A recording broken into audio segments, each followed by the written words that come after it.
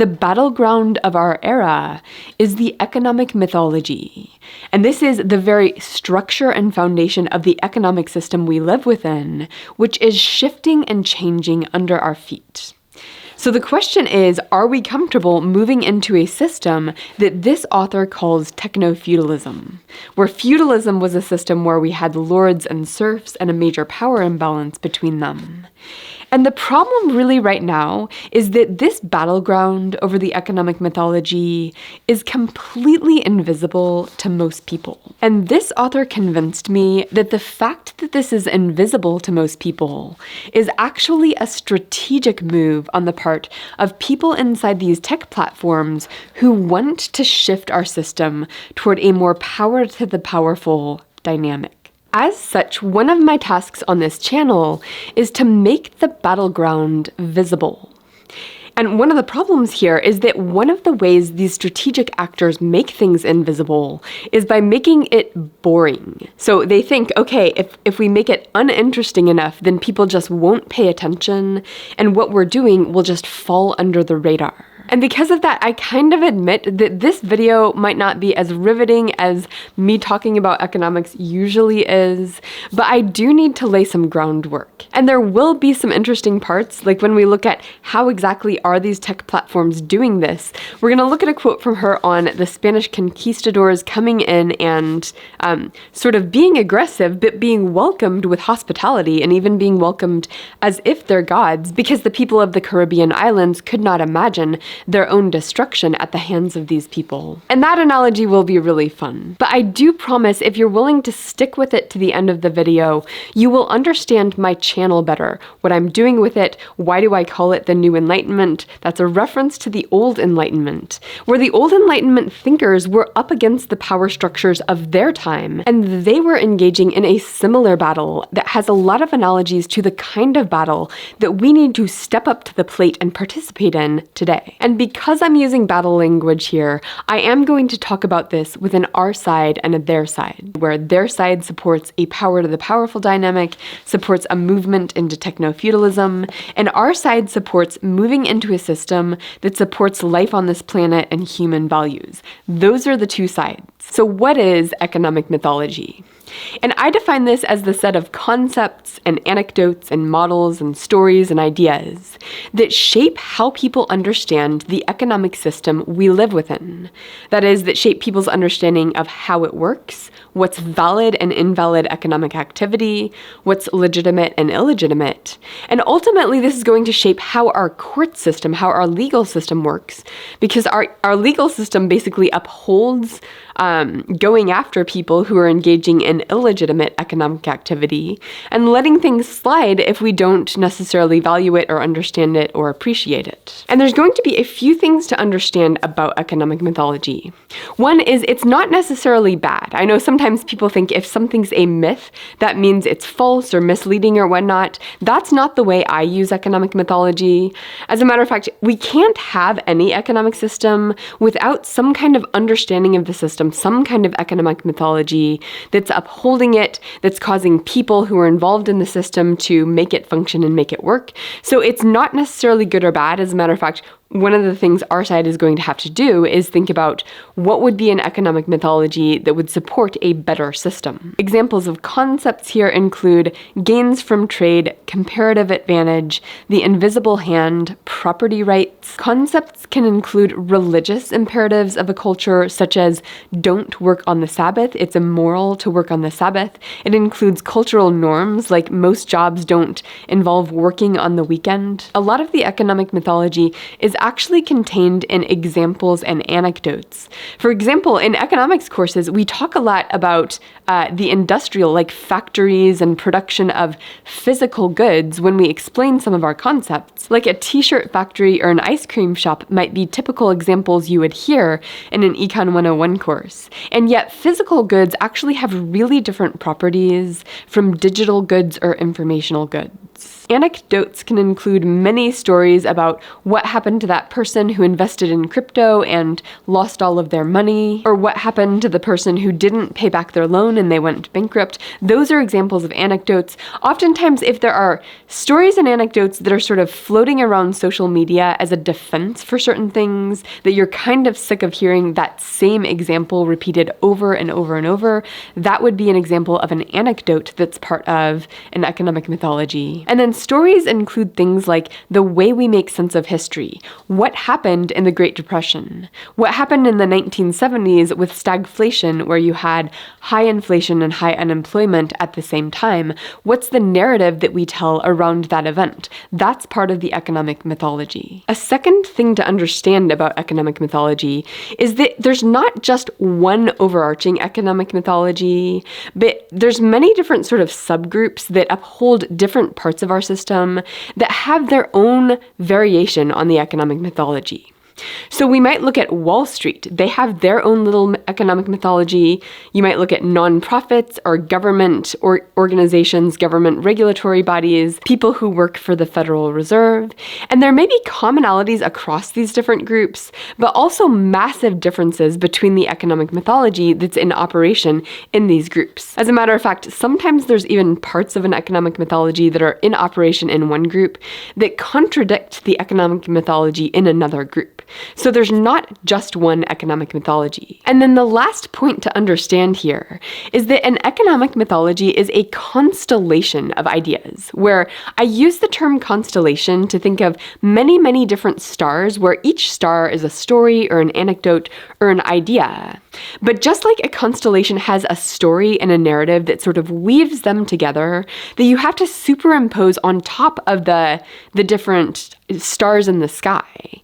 There's also a story that's sort of weaving together the different concepts into a whole economic mythology, where there's relationships between the different ideas and stories and concepts. You can't just understand one concept and have an economic mythology that's functioning. And you also cannot debunk one concept and have that actually take down the system. It's really a whole structure of ideas with relationships between them.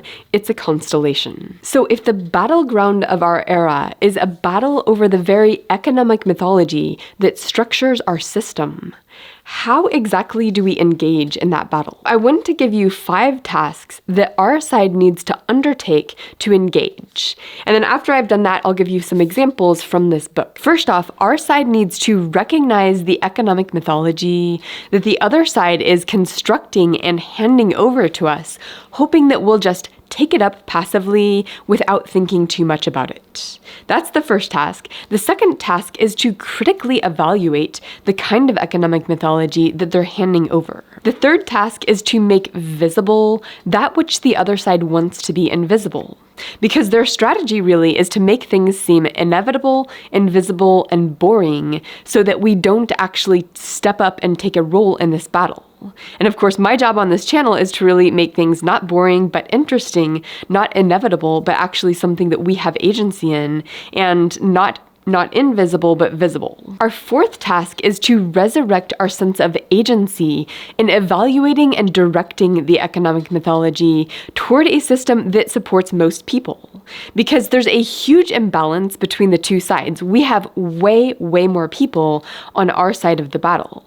And the question is, how can a small group go up against a large group? And that's not a topic for this video, but hopefully I'll cover it in other videos. And our last task is to come up with alternative stories and concepts that could bend the economic mythology in a healthier direction. Now, to think through examples of what this looks like, let's turn to task number 1. How exactly are these tech platforms redefining the economic mythology, redefining the whole economic system in their favor?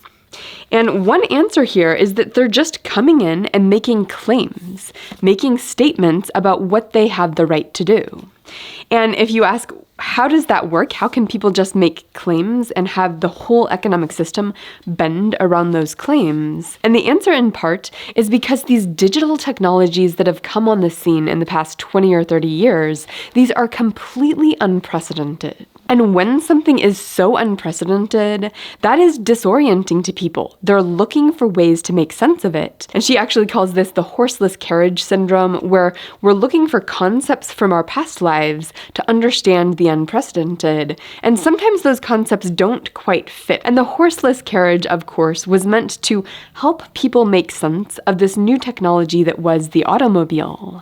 But that concept, the horseless carriage, didn't quite capture how disruptive that technology would be to the whole economic system. So what these tech platforms are really trying to do is they're saying, okay, you all are very disoriented and that's uncomfortable when it comes to all of this new technology.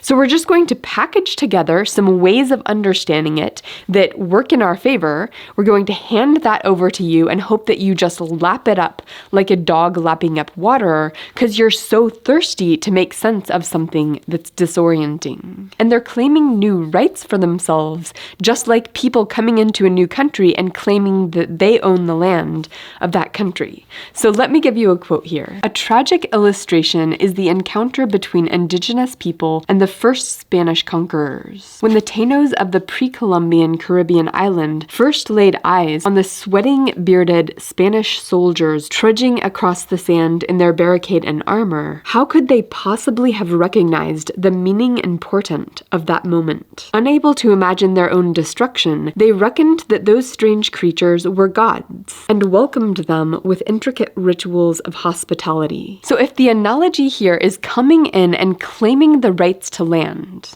what's the analogy to the land? What are these tech platforms coming in and claiming the rights to as they try to bend the economic system in their favor? And of course, it's the rights to our data and our behavior modification that they can package into a product that they sell to their real customer. And I almost think of this product they're selling as being kind of like the keys to a car, where a car is a quality product if it's responsive to your foot on the pedal. If it goes from 0 to 60 really fast, if you can rev the engine, if the car is responsive to you, then that is a very high quality car product that you have the keys to. Well, the keys that the tech platforms are selling are the keys to our behavior modification.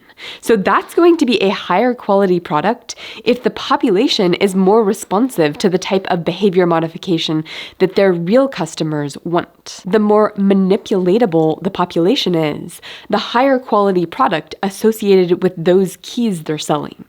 And we might imagine car companies actually hire engineers to make the cars more responsive to the will of the driver. And if using our data and our personal experiences to make us more anxious and addicted and angry, if that makes us more manipulatable, that's a higher quality product for them to sell. If making the population more delusional, more blind to reality, more responsive to stimulus that comes at them on the internet, if that makes them more manipulatable, then that's going to be a higher quality product for the real customers. So do these tech platforms have the right to our personal data, our personal experiences as the raw inputs? And if they own those raw inputs, do they have the power, the right to manipulate with them or to hand over the keys to that manipulation to their real customer? And her claim is basically, actually, they're just coming in and claiming those rights for themselves. So let me give you some quotes where she gives, here's the progression of rights that these companies have claimed for themselves, one at a time, to say this is totally legitimate. Our economic system and our legal system is going to uphold these rights. We claim human experience as the raw material free for the taking. On the basis of this claim, we can ignore considerations of individual rights, interests, awareness, or comprehension. And she has a whole series of claims that build upon that, which I won't read word for word, but basically they have the rights not only to take, but also to own the data, to know what it discloses, that is, to know the very things that motivate us, to decide how to use it however they want, and they have the rights to do whatever they need in order to preserve their rights to take own, know, and decide. And they're claiming that that set of rights overrides any rights that people have to either privacy, or maybe even more importantly, to know how our information is being used, to know who is manipulating us and for what purposes. They're claiming that their rights take precedent. And the battle of the economic mythology is going to involve pushing back against those claims. Now, this might seem like a kind of weird battle. It's a battle over concepts and ideas and stories and whatnot. That's just weird. But if we look at history, actually, this is not the first moment in history when this type of battle took place. As a matter of fact, this is why I call my channel The New Enlightenment. It's a reference to the Old Enlightenment, this moment in the 1600s and 1700s and a little bit of the 1800s, where they were coming up with new concepts: free speech, checks and balances on power, due process, human rights, the scientific method, the right to assemble, freedom of the press, universal education. And it's not that none of those concepts existed before the Old Enlightenment, but the Enlightenment thinkers sort of picked these up and recognized their importance and popularized those terms in the public discourse. And that was their way of fighting back against the powers of that era, where the powers of that era included the church and included basically monarchs and kings and even just governments and parliament. There was a recognition of unjust uses of power, and the power to the powerful dynamic had sort of escalated back then in the way it's escalated today. So the way that they recognized to fight back against that was with these concepts. And those concepts really did have to do with what is valid and invalid, what is legitimate and illegitimate in their system. Now, I wanted to give you a quote from her on free speech, which I think is insightful as we think through what does this look like in our moment today. The concept of freedom of speech as a formal right emerged only when society evolved to a degree of political complexity that the freedom to speak came under threat. The philosopher observes that speech is not more elemental to human life than breathing or being able to move one's body. No one has declared a right to breathe or a right to bodily movement, because these elemental rights have not come under attack and therefore do not require formal protection. And in that quote, she mentions the role of political complexity.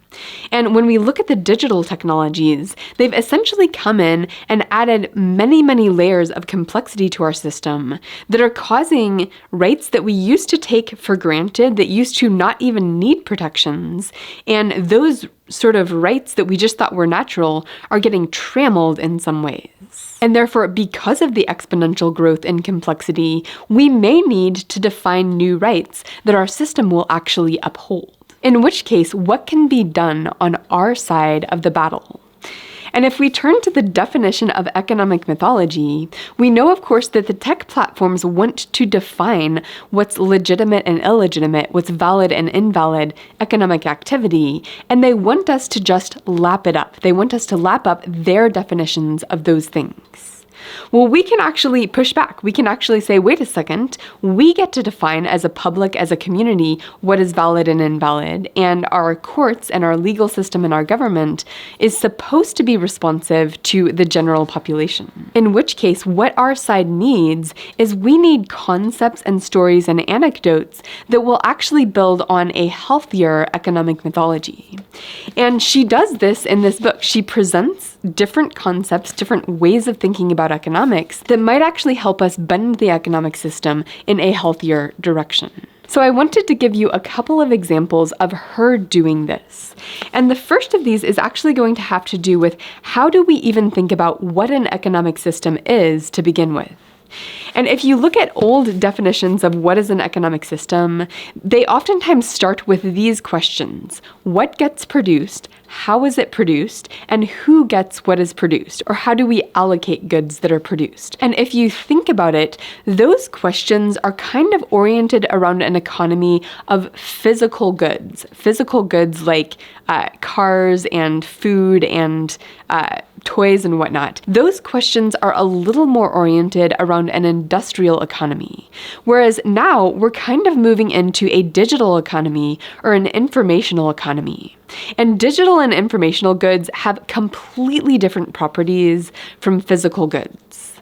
Now, of course, this is not to say that we don't have physical goods as one of the major parts of our economy. But if the informational and digital goods are a larger and larger share of what people are paying for, then the economy may need some adjustments to how we think about what an economic system is. So she's actually going to propose 3 new questions that we should be thinking about in defining our economic system.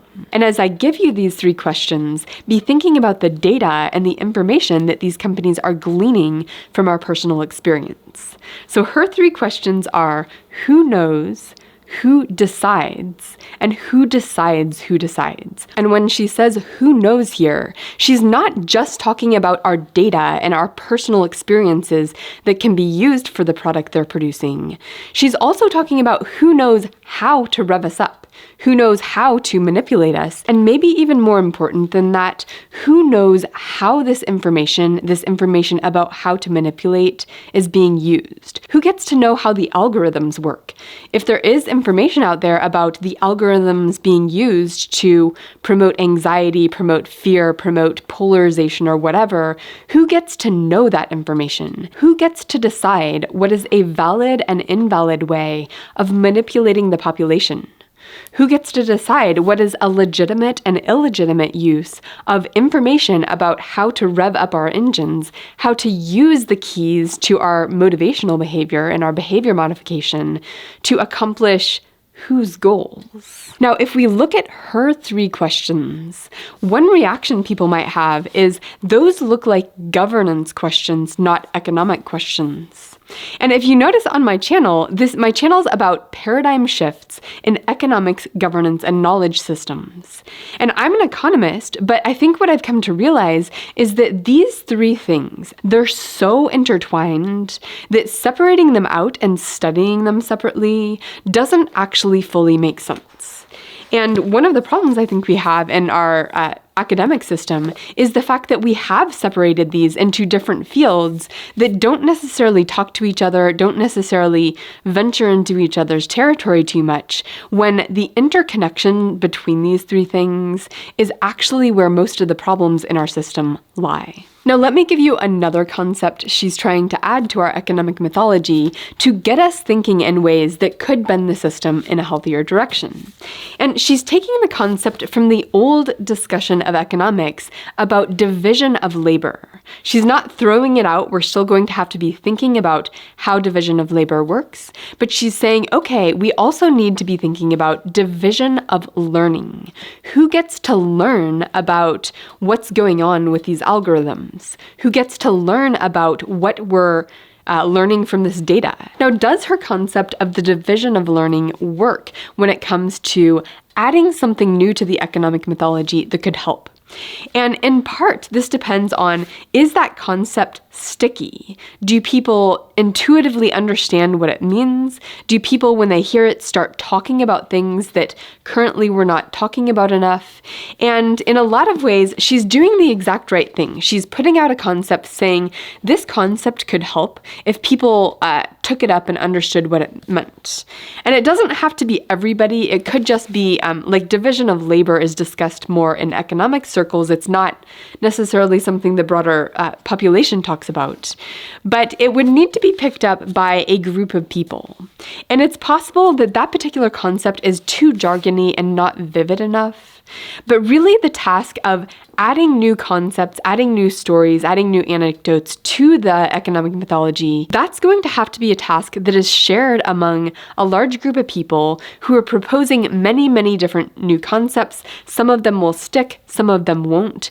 It's really an evolutionary process that will decide which of these concepts take up in the popular mind, or even just in the mind of experts who are thinking about this. And you notice on this channel, I try to coin different terms and use different terms that I think would be helpful. And some of my terms include strawman mythology, salience frames, attunement. These are concepts that I think if people understood the concepts and used them more, I think that could really help. But in some ways, it's really about How many people are willing to pick this up? Is this concept intuitive enough? Does it build well upon our existing set of concepts and ideas? So even if the concept of division of learning doesn't ultimately pick up, she's doing exactly the right thing to fight on our side of the battle. Okay, at this point in my journey of making videos on this topic, I could use some feedback from you on how you're doing with the different concepts associated with economic mythology, because it's a hard topic to talk about, and I don't necessarily know what segments of this video land, what segments of this video people find confusing or just overly theoretical. So one thing I sometimes do in my classes is I hand out note cards and have students write down what is clear from today's class and what is fuzzy from today's class. And if you could do that in the comments, where put this in separate posts so that people can upvote or downvote things they agree or disagree with. But here I'm talking about the constellation concept with economic mythology. Was that clear or was that fuzzy? What about the notion that there are multiple economic mythologies, different ones in Wall Street versus the government? If some of the more committed viewers to this channel did a little bit of that, that would help me so much moving forward.